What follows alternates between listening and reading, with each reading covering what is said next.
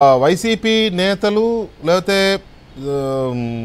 ముఖ్యమంత్రి లేకపోతే సజ్జల రామకృష్ణారెడ్డి ఇట్లా వైసీపీ నేతలు లేదా ముగ్గురు నలుగురు ఐపీఎస్లు ఇతర పోలీసుల చుట్టూనే తిరుగుతోంది స్టోరీ. కానీ వీటీపీఎస్ గెస్ట్ హౌస్ని వాడుకున్నారు అని అంటే అనధికారికంగా అది ప్రభుత్వానికి సంబంధించిన guest house, VTPS guest house. Okay, Genco కింద ఉంటుంది. మరి జెన్కో కింద ఉండే గెస్ట్ హౌస్ని వీళ్ళు వాడుకున్నారు అని అంటే ఆ జెన్కోకు సంబంధించిన అధికారులు ఆ గెస్ట్ హౌస్కి మొత్తం ప్రాపర్టీస్కి జెన్కో ప్రాపర్టీ వీటీపీఎస్ ప్రాపర్టీస్కి ఒక సెక్యూరిటీ ఆఫీసర్ పై స్థాయిలోనే ఉంటారు, ఎండి సంథింగ్ ఆ ర్యాంకులో ఉంటారు. వాళ్ళ ప్రస్తావన కానీ ఈ మొత్తం విచారణలో ఎక్కడైనా వస్తుందా? అలాగే టోటల్గా విద్యుత్ శాఖకు సంబంధించిన ఉన్నతాధికారుల ప్రస్తావన ఎక్కడైనా వస్తుంది. ఎందుకంటే వాళ్ళకి తెలియకుండా గెస్ట్ హౌస్ ఎవరికి ఇచ్చే అవకాశం ఉండదు. సో ఆ ప్రస్తావన ఎక్కడైనా వస్తుందా విచారణలో కానీ దర్యాప్తులో కానీ? దర్యాప్తులో ఆ ప్రస్తావన అయితే ఇప్పటి వరకు వస్తున్నట్టుగా అయితే మాత్రం ఏం సమాచారం లేదు. దానికి ప్రధాన కారణం ఏంటంటే వాళ్ళ ఇన్వాల్వ్మెంట్ డైరెక్ట్గా ఈమెకి తెలిసి అయితే జరగలేదు.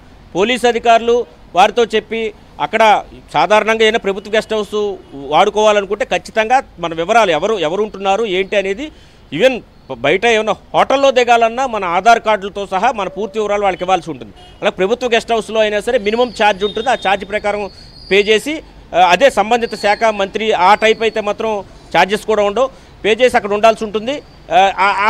దానికి సంబంధించి వివరాలు కూడా నమోదు చేస్తారు. అయితే ఆ వివరాలు ఏమి అక్కడ లేవని తేలింది. అదే సమయంలో అక్కడ సీసీ కెమెరాలు కూడా పనిచేయకుండా చేశారని తేలింది. అయితే వీటీపీఎస్ గెస్ట్ హౌస్ విషయానికి వస్తే కనుక పొలిటికల్గా కూడా ఒక హిస్టరీ ఉంది. గతంలో ఇందిరాగాంధీ కానీ గతంలో ఉన్న రాజకీయ నాయకులు అక్కడికి వచ్చి బస్ చేసిన తర్వాత ఓడిపోయారు. కాబట్టి రాజకీయ నాయకులు అటువైపు చూడరు.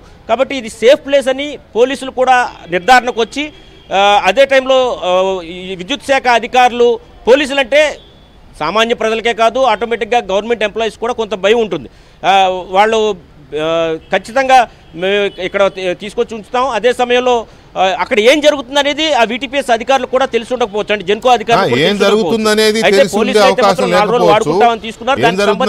తెలియకపోయినా కూడా ఎన్ని రోజులు ఆ గెస్ట్ హౌస్ని పోలీసులు వాడుకున్నారు, ఎవరెవరు వచ్చి వెళ్ళారు అనే డీటెయిల్స్ అయితే వాళ్ళ దగ్గర ఉంటాయి. పైగా సీసీ కెమెరాలు, అంత ఇంపార్టెంట్ గెస్ట్ హౌస్లో సీసీ కెమెరాలు పనిచేయకపోవడం కూడా ఇష్యూ అవుతుంది. ఎందుకు పనిచేయలేదు, ఎంతకాలం పనిచేయలేదు, అప్పుడే పనిచేయలేదా, ఇవన్నీ కూడా దర్యాప్తులో రావాల్సిన అవసరం ఉంటుంది. ఖచ్చితంగా దీని మీద కూడా దర్యాప్తు చేస్తున్న అధికారులు దృష్టి పెడతారని అనుకుందాం మనం. రైట్, ఇక దీనికి సంబంధించి ప్రభుత్వం వైపు నుంచి ఎలాంటి స్టెప్స్ పడుతున్నాయి, పైగా ఇందులో కేంద్ర దర్యాప్తు సంస్థలు కూడా ఆరాధిస్తున్నాయి దీన్ని అని చెప్తున్నారు. కేంద్ర దర్యాప్తు సంస్థలు సెంట్రల్ ఇంటెలిజెన్స్ ఎందుకు దీని మీద ఆరా తీస్తోంది? రెండో వైపు బాధితురాలు విక్టిమ్ ఎవరైతే కాదంబరి జిస్వాని ఉందో ఆమె దీని మీద సిబిఐ ఎంక్వైరీ కావాలని కూడా కోరుతోంది.